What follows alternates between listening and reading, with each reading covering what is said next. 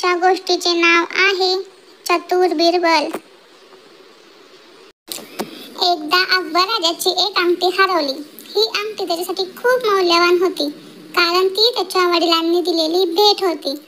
ती अंगठी गमावल्याने राजा खूप दुःखी झाला। अकबराने बिरबलाला बोलवून अंगठी शोधण्याची विनंती केली।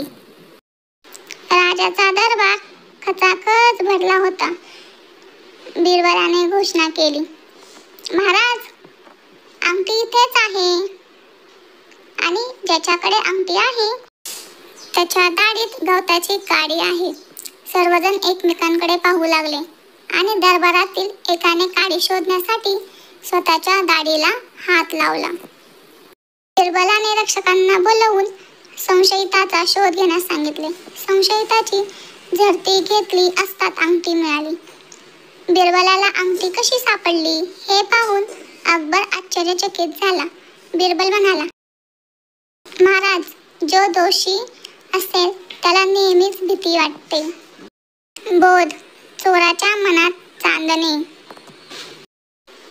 अशाच नवनवीन व्हिडिओसाठी लाईक आणि सबस्क्राईब करा।